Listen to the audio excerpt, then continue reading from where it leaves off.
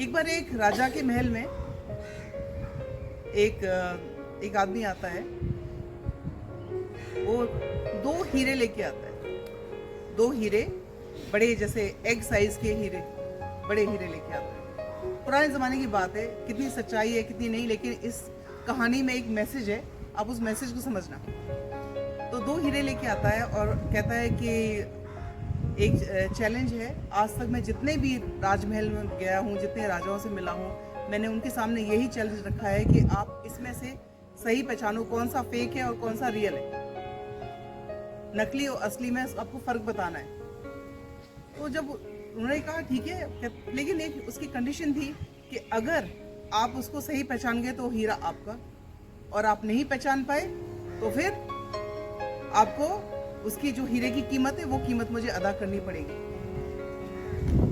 राजा ने challenge accept कर लिया कि ठीक है, कोई बात नहीं, मेरे महल में इतने सारे मेरे वो जो हैं क्या नाम मंत्री वगैरह हैं, है ना, एक से एक बढ़कर बुद्धिमान है, कोई ना कोई तो पहचान ही लेगा।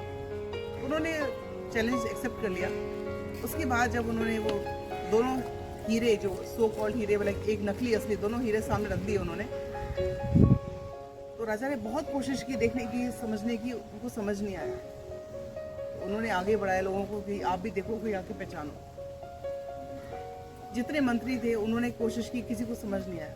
किसी को थोड़ा लगा भी कि बताऊंगी शायद ये हो सकता है, पर डर के मारे उन्होंने नहीं बोला, क्योंकि अगर वो गलत निकल जाता और उनकी वजह से वो पेमेंट चुकानी पड़ती तो उनको राजा से सजा भी मिल सकती थी।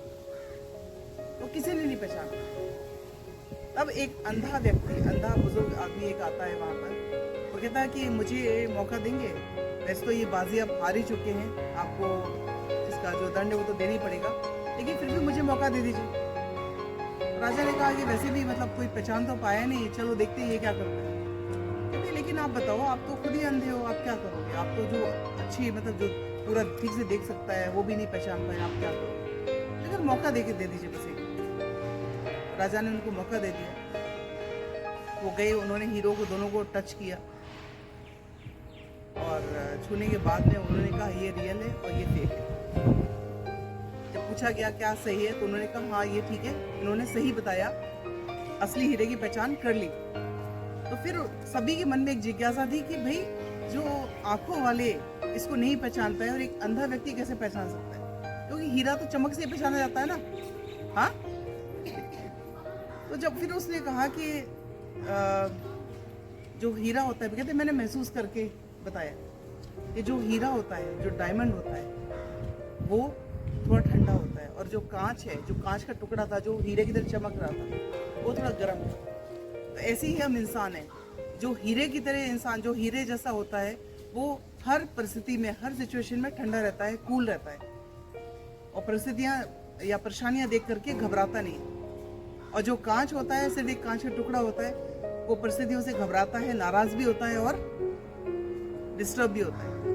तो अब हम सबको कांच की तरह बनना है या हीरे की तरह बनना है?